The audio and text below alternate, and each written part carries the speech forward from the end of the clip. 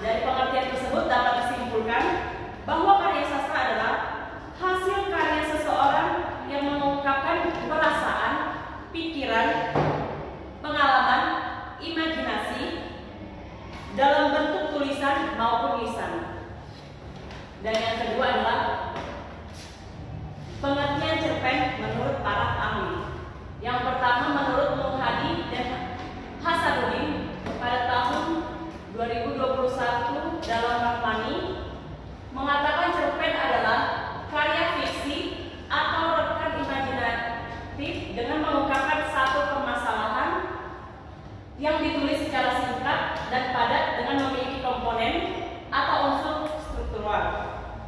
Dan yang kedua adalah menurut Widayanti pada tahun 2020, cerpen adalah cerita yang dituliskan secara pendek.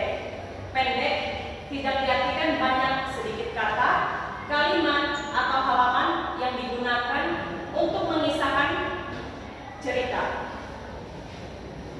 Dari pengertian ahli tersebut dapat disimpulkan cerpen adalah karya sastra yang menceritakan suatu peristiwa ataupun pengalaman hidup.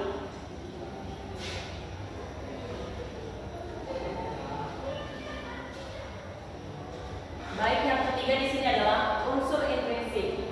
Menurut Surastina tahun 2018, unsur intrinsik cerpen adalah elemen atau komponen penceritaan yang menjadi bagian utama dalam proses penulisan. Unsur intrinsik yang menjadi pembangun cerpen yaitu tema, alur, tokoh atau penokohan, sudut pandang, gaya bahasa, dan amanat. Ketujuh unsur harus ada dalam sebuah cerpen dan dapat membangun sebuah tulisan yang layak untuk dibaca. Unsur intrinsik dalam cerpen yang kami analisis dari judul Luka yang Memati Nama Tuhan karya Reynolds. Yang pertama ada tema. Tema dari cerpen tersebut adalah perjuangan batin serta pertobatan hidup. Yang kedua, tokoh dan penokohan. Tokoh dalam cerpen tersebut adalah Afin dan penokohannya adalah seorang pemuda yang pendiam, penuh luka batin, sensitif, membenci, dan merasa paling benar. Yang ketiga adalah alur. Alur yang digunakan dalam cerpen ini adalah alur maju mundur.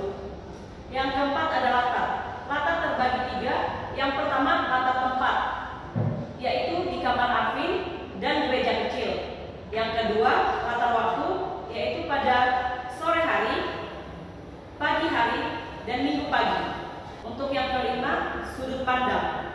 Sudut pandang pada cerpen ini adalah sudut pandang orang pertama, yaitu aku atau Afin. Yang keenam, gaya bahasa. Gaya bahasa yang digunakan di cerpen ini adalah yang pertama metafora, dalam kutipannya langit sore seperti kain usang. Yang kedua, personifikasi atau melebih-lebihkan, yang dalam kutipan cerpen tersebut adalah suara batin diberikan karakter seperti manusia. Yang terakhir, amanat. Amanat yang terkandung dalam cerpen tersebut adalah jangan menyalahkan Tuhan atau orang lain atas penderitaan pribadi. Yang kedua, hadapi kenyataan hidup dengan kejujuran dan pertobatan. Yang ketiga, keselamatan dan perubahan hidup dimulai dari pengakuan diri dan kemampuan memperbaiki diri. Selanjutnya adalah nilai pendidikan. Nilai pendidikan dibagi menjadi 4. Yang pertama, nilai religius, nilai moral, nilai sosial, dan nilai budaya. Keempat nilai tersebut memiliki tujuan masing-masing. Nilai pendidikan religius bertujuan untuk mengajarkan seseorang supaya taat kepada Tuhan. Nilai moral bertujuan untuk mengenalkan nilai etika tentang suatu tingkah yang semestinya dilakukan termaksud berbuat baik atau buruk. Nilai sosial bertujuan agar menyadarkan manusia untuk hidup berkelompok satu sama lain serta memiliki rasa kekeluargaan. Selanjutnya, nilai budaya bertujuan agar mengetahui karakteristik budaya yang berbeda dari setiap negara ataupun wilayah.